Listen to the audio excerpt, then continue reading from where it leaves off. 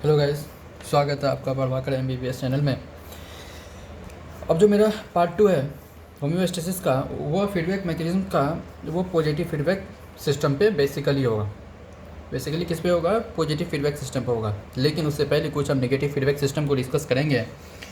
Negative feedback systems क्या होता है? अगर आपके बॉडी का टेम्परेचर इंक्रीज हो रहा है, सपोज डैट अगर आपका बॉडी का टेम्परेचर इंक्रीज हो रहा है, निगेटिव फीडबैक क्या करेगा? उस इंक्रीज को इंक्रीज होने नहीं देगा। इसका मतलब क्या हो जाएगा कि इस टेम्परेचर को जो इंक्रीज हो रहा है, इस टेम्परेचर को क्या करेगा? वह डिक्रीज करेगा। कैसे करेगा डिक्रीज? स्वेटिंग करके। स्वेटिंग करके क्या करेगा? डिक्रीज करेगा। और फिर हम ये भी बोल सकते हैं, अगर हमारे बॉडी का टेम्परेचर कम हो रहा है तो इस टेम्परेचर को कम होने नहीं देगा। इसका मतलब शिवरिंग करेगा, और शिवरिंग करके बॉडी का टेम्परेचर को मेंटेन करेगा। तो मतलब निगेटिव फीडबैक सिस्टम क्या कर रहा है? जिस डायरेक्शंस में वर्क कर रहा है, जिस डायरेक्शन में बढ़ते जा रहा है या जिस डायरेक्शन में कम होते जा रहा है, उसके अपोजिट वर्क करेगा और मेंटेन करेगा होम्योस्टेसिस को। ये तो नेगेटिव फीडबैक सिस्टम्स हो गया। अगर इसका दूसरा एग्जांपल का बात करें, CO2 का इंक्रीज होना। अगर CO2 इंक्रीज हो रहा है तो आप हाइपर वेंटिलेशन करोगे। क्या? हाइपर वेंटिलेशन करोगे। इसका मतलब आप लंबी सांस लोगे। इसका मतलब O2 अंदर जाएगा। इसका मतलब CO2 का कंसंट्रेशन कम हो जाएगा। मतलब CO2 को कम करोगे। इस तरह से ये तो हमारा निगेटिव फीडबैक होता है। इससे पहले बहुत इंपॉर्टेंट है उसको गेन। ये गाइडेंस समझाता है आपको, गेन बहुत अच्छा। ये दो एग्जाम्पल भी गाइडेंस समझाता है। लेकिन जो गेन है इसको समझना बहुत इंपॉर्टेंट है, क्योंकि इसे पढ़ तो लोगे लेकिन समझ में नहीं आएगा। इससे पहले अपन बात करें पॉजिटिव फीडबैक का। तो निगेटिव फीडबैक क्या देखें? कोई भी चीज़ बढ़ रहा है उसके अपोजिट वर्क करेगा उस निगेटिव फीडबैक के थ्रू। उस डायरेक्शंस को मतलब क्या हो जाएगा? निगेटिव डायरेक्शंस में जाके उसे कम करेगा। लेकिन पॉजिटिव फीडबैक क्या करता है? ऐसा नहीं करता है। जिस डायरेक्शन में है सेम डायरेक्शंस में वर्क करता है। चलो, ये किताबी भाषा है, इसमें आप एग्जाम्पल पढ़ेंगे, पार्चुरेशन रिफ्लेक्स पढ़ेंगे, एलएस सर्च पढ़ेंगे, क्लॉटिंग फैक्टर क्लॉटिंग पढ़ेंगे, ब्लड कोगुलेशन, इसका एग्जाम्पल एक्शन पोटेंशियल, डायस्ट्रीम एंजाइम्स, ये हम डिस्कस करेंगे। बट एक मेरे तरीक़ा से कुछ एग्जाम्पल है। सपोज डैट आप एग्ज़ाम दिए, तो आप एग्ज़ाम में सपोज डैट 3rd रैंक आई आपकी।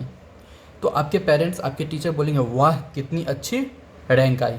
उस वाह वाह के कारण आप क्या करेंगे? और मेहनत करोगे, और मेहनत करके आप सेकंड पोजीशन लोगे, और फिर आपका वाह वाह होगा, और फिर आप सेकंड से फर्स्ट पोजीशन आओगे। मतलब क्या? प्रोग्रेसिवली आप उस चीज़ के फर्स्ट मतलब इंक्रीज हो रहे, सेम डायरेक्शन में इंक्रीज होते जा रहे हो। मतलब 3rd से सेकंड, सेकंड से फर्स्ट के मतलब एक ही डायरेक्शन में इंक्रीज होते जा रहे हो।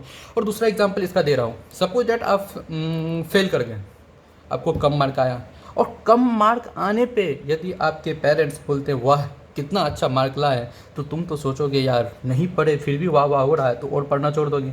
मतलब फेल तो पहले था, अब और वाह वाह कर दिया उस पर फेल होने पे, और फेल हो जाएगा। तो कहने का मतलब हो जाएगा कि जो पॉजिटिव फीडबैक है, पॉजिटिव फीडबैक जब भी वर्क करेगा वह हमेशा सेम डायरेक्शंस में वर्क ही करेगा। किस में? सेम डायरेक्शन में वर्क करेगा। इसका पॉजिटिव फीडबैक जो होता है ये यूज़फुल भी होता है हमारे बॉडी के लिए। जो हम बात किए थे कि पॉजिटिव फीडबैक, एक प्रीवियस लेक्चर में आपने देखा होगा कि पॉजिटिव फीडबैक जो होता है, एक पॉइंट था कि positive feedback can sometimes causes vicious cycle and death. कैसे कॉज करता है इसका भी अपन रीज़न डिस्कस करेंगे।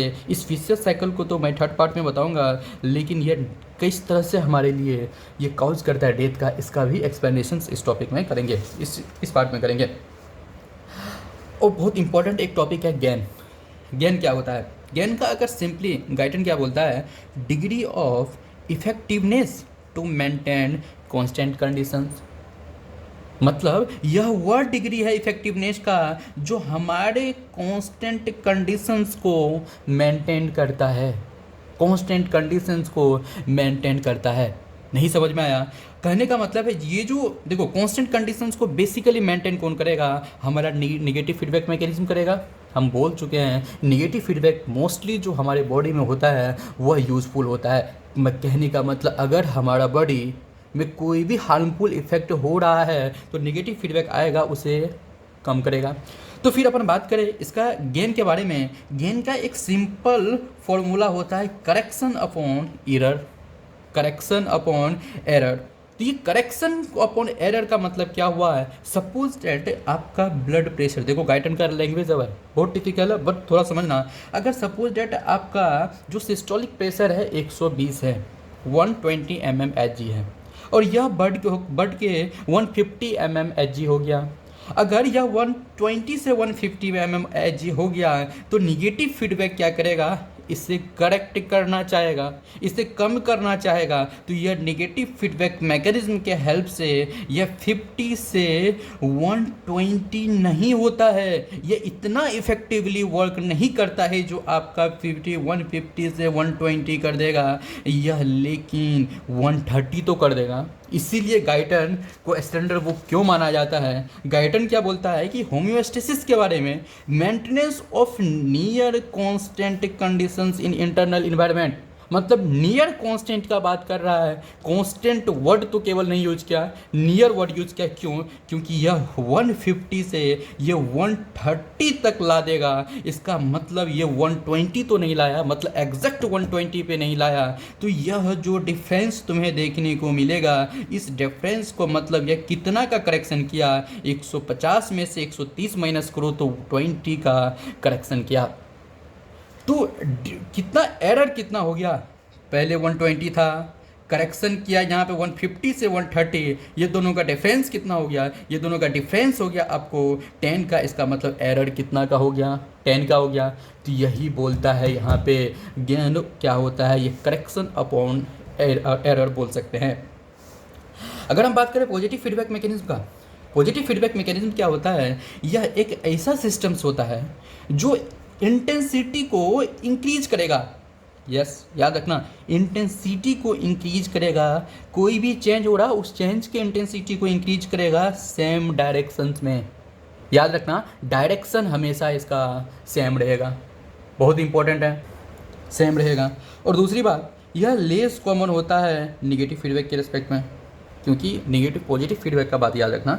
एग्जाम्पल कुछ ही आपके एग्जाम्पल ऐसे दिखेंगे आपको कि यह पॉजिटिव फीडबैक में अपना खुद के लिए, आपके लिए हेल्पफुल है, यूज़फुल है। इसका मतलब यह लेस कॉमन होता है नेगेटिव फीडबैक के रिस्पेक्ट में, यह ड्यूरिंग इमरजेंसी कंडीशंस में यह होता है। क्यों होता है ये भी अपन बात करेंगे नेक्स्ट पेज में। अगर हम एग्जाम्पल बात करें, पहला पॉजिटिव फीडबैक एग्जाम्पल का बात करें तो पहला हो जाएगा injury to blood vessels. Blood vessels में इंजरी होगा तो क्या होगा, देखो कोगुलेशंस ऑफ ब्लड, अगर मान लो ब्लड वेसल्स में इंजरी हुआ और ब्लड वेसल्स में इंजरी होगा तो क्या होता है कि एक एंडोथेलियम का डैमेज होता है, एक उससे कोलेजन जो होता है, आप जब ब्लड में कोगुलेशन पढ़ोगे ब्लड चैप्टर में, वो भी हम आपको पढ़ाएंगे बहुत अच्छे तरह के तरीक़ा से। गाइडन क्या बोलता है, हर चीज़ को मैं एक्सप्लेन करूँगा आपके सामने, बट यहाँ पे बेसिकली थोड़ा सा डीप चलते हैं। इंजरी हुआ ब्लड वेसल्स का जब इंजरी होगा तो एंडोथेलियम डैमेज होगा, डिफरेंट क्लोटिंग फैक्टर यहाँ पे रिलीज़ होगा, यह क्लोटिंग फैक्टर एक्टिवेट होगा तो फर्दर एक क्या होता है कि जो मकसद है हमारा उस पे आते हैं कि ये एक फॉर्मेशन होता है प्रोथ्रोम्बिन एक्टिवेटर का। किसका? प्रोथ्रोम्बिन एक्टिवेटर का ये फॉर्मेशन होता है। ये प्रोथ्रोम्बिन एक्टिवेटर क्या करता है, जो प्रोथ्रोम्बिन है इस प्रोथ्रोम्बिन को थ्रोम्बिन में कन्वर्ट करेगा, और यह थ्रोम्बिन को क्या करता है, फाइब्रिनोजन जो फाइब्रिनोजन है उस फाइब्रिनोजन को फाइब्रिनोजन एक्टिव में कन्वर्ट करेगा, और यह फाइब्रिनोजन को कन्वर्ट करता है फाइब्रिन में। ये फाइब्रिनोजन को किस में कन्वर्ट करेगा, फाइब्रिन। ये फाइब्रिनोजन एक्टिव रहती है, फाइब्रिन में कन्वर्ट हो गया, और यह जो फाइब्रिन में जैसे ही कन्वर्ट होगा ये लूज स्ट्रैंड ऑफ फाइब्रिन का फॉर्मेशन करेगा, लेकिन इसमें क्लोटिंग फैक्टर 13 और कैल्शियम दोनों मिलके एक टाइट ब्लड क्लॉट का फॉर्मेशन कर लेगा, लेकिन एक चीज़ याद रखना, ये जो 13 क्लॉटिंग फैक्टर है, इस 13 क्लॉटिंग फैक्टर को बोलते हैं फाइब्रिन स्टेबलाइजिंग फैक्टर बोलते हैं। क्या बोलते हैं? फाइब्रिन स्टेबलाइजिंग फैक्टर बोलते हैं। ये सब मिलकर हम लोग बात करेंगे ब्लड में। बस इसमें क्या बात कर रहे हैं, देखो पॉजिटिव फीडबैक का एग्जांपल क्या हुआ कि यहाँ पे आपका एक्टिवेटर का फॉर्मेशन हुआ, प्रोथ्रोम्बिन एक्टिवेटर का फॉर्मेशन हुआ। ये प्रोथ्रोम्बिन एक्टिवेटर क्या करेगा, ये प्रोथ्रोम्बिन को थ्रोम्बिन में कन्वर्ट करेगा। जैसे ही प्रोथ्रोम्बिन से थ्रोम्बिन बना, बार बार ये फर्दर कोगुलेशन करेगा ब्लड का। तो पॉजिटिव फीडबैक यहाँ पे क्या हो जाएगा, पॉजिटिव फीडबैक ये होता है जो प्रोथ्रोम्बिन है, जैसे यहाँ पे ये थ्रोम्बिन का फॉर्मेशन हुआ, ये बार बार ये पॉजिटिव फीडबैक देगा और ये ज़्यादा से ज़्यादा एक्टिवेटर प्रोथ्रोम्बिन एक्टिवेटर का फॉर्मेशन करेगा। मतलब सेम डायरेक्शन में वर्क हो रहा है ना, सेम डायरेक्शन में इस तरह से वर्क होता है। दूसरा एग्जाम्पल अपन बात करें, ड्यूरिंग एक्शन पोटेंशियल, जब एक्शन पोटेंशियल का बात करेंगे, ड्यूरिंग एक्शन पोटेंशियल क्या होता है, जब डिपोलराइजेशन होगा तो डिपोलराइजेशन में क्या होता है, सोडियम आयन का मूवमेंट होता है inside the cell, inside movement होगा, इनसाइड मूवमेंट होने से कारण इलेक्ट्रोपॉजिटिविटी बढ़ती जाएगा इनसाइड, और इलेक्ट्रोपॉजिटिविटी कंटिन्यू बढ़ेगा, लेकिन फिर भी सोडियम चैनल आयन ओपन रहेगा और फर्दर सोडियम आयन का मूवमेंट अंदर होगा, और मतलब मोर सोडियम आयन मूवमेंट करेगा इनसाइड, मतलब मोर इलेक्ट्रोपॉजिटिव करेगा। ये बहुत ही बड़ी एक्शन पोटेंशियल का एग्जांपल हो गया। नेक्स्ट एग्जांपल का बात करेंगे पार्चुरेशन। पार्चुरेशंस में एक आप बहुत बुक पढ़ेंगे तो उसमें पार्चुरेशंस बहुत अच्छे तरह से फ्लो चार्ट दिया हुआ है, लेकिन थोड़ा वर्ड आपको थोड़ा परेशानी कर सकता है। जैसे onset of labour, onset of labour का मतलब क्या होता है कि लेबर का मतलब ही हो गया आपको चाइल्ड बर्थ। क्या बोलते हैं इसे, चाइल्ड बर्थ बोलते हैं, इसका मतलब ही होता है चाइल्ड बर्थ। चाइल्ड बर्थ मतलब क्या होता है, यह एक ऐसा प्रोसेस होता है, क्या होता है लेबर एक ऐसा प्रोसेस होता है जिसमें क्या होता है कि आपका बच्चा, अगर आपका बच्चा नहीं, अगर मदर के अंदर जो बेबी का डेवलपमेंट होता है, अगर बेबी मान लो फुल्ली डेवलप हो गया, अगर जैसे बेबी फुल्ली डेवलप करेगा तो बेबी क्या करेगा, उस वॉर्म को लीव करने का कोशिश करेगा। ये जो लीव करने की कोशिश करता है इसी को हम लेबर बोलते हैं, मतलब चाइल्ड बर्थ बोलते हैं। तो इसमें क्या होता है, ऑनसेट क्यों बोलते हैं, कहने का है ऑनसेट का मतलब होता है स्टार्ट, मतलब जब बेबी फुल्ली डेवलप हो जाएगा तो मदर के वॉर्म से निकलना चाहेगा, तो मतलब इसे क्या बोलेंगे, ऑनसेट ऑफ लेबर बोलेंगे। ऑनसेट ऑफ लेबर हुआ मतलब चाइल्ड बर्थ, मतलब बेबी फुल्ली तैयार है, अब निकलना चाह रहा है, तो निकलना चाह रहा है इसका मतलब क्या हो जाएगा, जो कॉन्ट्रैक्शंस होगा यूट्रस में, और यूट्रस में कॉन्ट्रैक्शंस होगा तो फीटस का मूवमेंट होगा सर्विक्स के थ्रू। जब फीटस मूव करेगा सर्विक्स के थ्रू तो सर्विक्स का डायलेशन होगा, और डायलेशन होगा, जैसे ही सर्विक्स का डायलेशन होगा तो ये मूवमेंट होगा, फिर सर्विक्स के थ्रू मूवमेंट होगा, और जब मूवमेंट होगा फीटस का सर्विक्स के थ्रू जब मूवमेंट होगा तो एक रिसेप्टर प्रेजेंट होता है सर्विक्स पे, उस रिसेप्टर का स्टिमुलेशन होगा, और ये रिसेप्टर क्या करता है, एक इम्पल्स को डिस्चार्ज करता है। रिसेप्टर पे क्या हो जाएगा, रिसेप्टर से एक इम्पल्स डिस्चार्ज होता है, यह इम्पल्स क्या करता है, यह हाइपोथैलेमस को स्टिमुलेट करेगा ऑक्सीटोसिन रिलीज करने के लिए, और जैसे ही ऑक्सीटोसिन रिलीज होगा यह पॉजिटिव फीडबैक देगा, और मोर मतलब ज़्यादा से कॉन्ट्रैक्शन करेगा यूट्रस का। एक चीज़ याद रखना, बहुत इंपॉर्टेंट बात है, ऑक्सीटोसिन जो है हम लोग को क्या एक मीथ बोल सकते हैं, क्या होता है, ये हम लोग बोलते हैं कि पोस्टीरियर पिट्यूटरी में बनता है, ये गलत है। ऑक्सीटोसिन बनता है हाइपोथैलेमस में, बट स्टोर होता है पोस्टीरियर पिट्यूटरी में, बस ये इंपॉर्टेंट था यहाँ पे। अपन बात करें feed forward systems. Feed forward systems क्या होता है, फीड फॉरवर्ड सिस्टम्स को क्या होता है कि सपोज दैट, बहुत प्यारा एग्जांपल दे रहे हैं आपको कि फिर फीड फॉरवर्ड सिस्टम्स में क्या होता है कि सपोज दैट एक कर्व वाला रोड है, कि आप बाइक को 100 के स्पीड में ले जा रहे हो, 100 किलोमीटर पर आवर के स्पीड में ले जा रहे हो, एक सडन आपको टर्निंग मिल जाएगा, उस टर्निंग पे आप ब्रेक नहीं मार पाओगे, याद रखो ब्रेक नहीं मार पाओगे, वहाँ पे गिर जाओगे। मतलब यह गिरा हुआ चीज़ आपके ब्रेन तक मैसेज गया कि उस पॉइंट पे आपका टर्निंग है और वह पॉइंट पे स्पीड रहेगी तो आप गिर सकते हो। तो फिर क्या करेगा आपका ब्रेन, जब दोबारा आप वहाँ पे जाओगे तो ब्रेन आपको स्टिमुलेट करेगा, आपको ब्रेन याद दिलाएगा बेटा आगे मत जाओ, फिर से वही होने वाला है जो कल हुआ था, मतलब आपको गिरने से बचाएगा। मतलब क्या है, यह एक ऐसा फॉरवर्ड सिस्टम्स है, मतलब अगर फ्यूचर में लेटर स्टेज में कोई भी आपको हार्मफुल होने वाली है, आपको कोई भी हानि होने वाली है, तो उस चीज़ से आपको, उस इवेंट से, हार्मफुल इवेंट से आपको प्रिवेंट करेगा। इसीलिए तो हम इसे फॉरवर्ड बोलते हैं, इसे हम एडेप्टिव बोलते हैं। क्यों? क्योंकि बॉडी को एडेप्ट करता है, बेटा जो कल तुम गलती किया था वो आज ना करे, इसीलिए इसे अपन अब क्या करेंगे, एडेप्टिव कंट्रोल भी बोलेंगे। दूसरी बात, यह जो फीड फॉरवर्ड सिस्टम्स होता है ये भी निगेटिव फीडबैक सिस्टम्स ही होता है, लेकिन डिलेड होता है। क्यों? निगेटिव फीडबैक सिस्टम क्या करता है, अगर आप एक एग्जांपल प्यारा बताया था कि सपोज डेट यह एक कोई है लड़का, यहाँ पे कुआं है, आप इस कुआं, आपको पता नहीं यहाँ पे कुआं है, बट आप इस कुआं की तरफ मूव कर रहे हो, लेकिन निगेटिव फीडबैक क्या करता था, उस कुआं के से पहले आपको रोक देगा या आपके डायरेक्शन को रिवर्स करके आपको इस कुआं में डूबने से बचा देगा। लेकिन पॉजिटिव फीडबैक क्या करेगा, आपको पहले तो डुबाएगा और दूसरी बार आपको अरे बच गए तो फिर याद दिलाएगा बेटा दोबारा अगर यदि गए तो आपको डूबने से बचाएगा, मतलब पहले डुबा के बचाएगा। यही काम करता है फीड फॉरवर्ड सिस्टम्स। यह मतलब अगर एक बुक है उसमें इस तरह का फ्लो चार्ट दिया हुआ, उसको हम आपके सामने प्रेजेंट करते हैं। अगर यह एंटीसिपेट का काम करता है, क्यों करता है?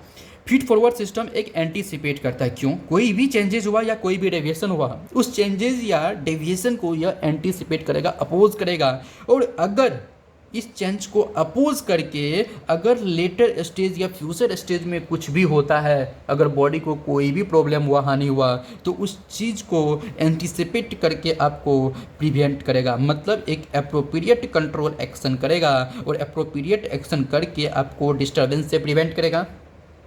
लेकिन एक चीज़ याद रखना, अभी हम बाइक वाला एग्जांपल दिया आपको, इसमें क्यों? क्योंकि वहाँ पे रैपिडली आप जा रहे हो, आपका बॉडी बहुत स्पीड से मूव कर रही है, आपकी बाइक बहुत स्पीड से मूव कर रही है। इसका मतलब यह जो फीड फॉरवर्ड सिस्टम्स है रैपिडली अकरिंग मूवमेंट सिस्टम्स में होगा। रैपिडली अकरिंग मूवमेंट सिस्टम में जो आपको एग्जांपल बाइक वाला दिया, यही एग्जांपल का यहाँ पे गाइटन आपको क्या बोलता है, brain send feed forward signal to muscles for upcoming movement by learning from the previous incorrectly performed movement। कहने का मतलब ब्रेन आपको एक फीड फॉरवर्ड सिग्नल देगा। फीड फॉरवर्ड सिग्नल कहने का मतलब क्या हो गया कि अगर आप मान लो फिर कभी न कभी आप उस मोड़ पे गिरे होंगे, आपको चोट लगा होगा, आपको ब्रेन बोलेगा बेटा उस पॉइंट पे जाने से पहले अपने आप को तैयार कर लो, आप अपने गाड़ी की स्पीड स्लो कर लो। मतलब ब्रेन आपके प्रीवियसली जो आपने इनकरेक्टली परफॉर्म मूवमेंट किया था उसको याद दिलाएगा और आने वाले जो मूवमेंट है उससे आपको बचाएगा। यही काम करता है आपका सबसे important system, that is called feed forward systems. लेकिन इसे निगेटिव फिर से याद करना, यह भी निगेटिव फीडबैक सिस्टम्स होता है लेकिन डिलेड होता है। ये डिलेड होता है, ये बहुत इंपॉर्टेंट था। ये तो मेरा पहला लेक्चर हुआ जो कि जो फीडबैक सिस्टम था, लेकिन एक इम्पॉर्टेंट है।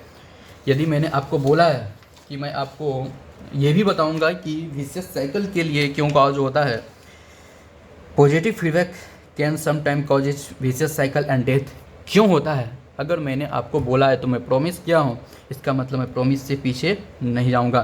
तो आपको इस चैनल, इस टॉपिक को देखने के लिए गाइडन की सबसे प्यारी बुक, गाइडन जो है यह बहुत अच्छे तरीके से एक्सप्लेनेशन करेगा, आपको ग्राफ बताएगा, किस तरह से आदमी की डेथ होती है ये भी बताएगा।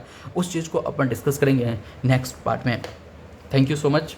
आप इस चैनल को एक्सप्लोर करो, एक्सपेंड करो, मतलब हर बच्चे तक पहुंचाओ जिसको ज़रूरत हो, और यदि अच्छे लगे तो लाइक करो, सब्सक्राइब करो। Thank you so much.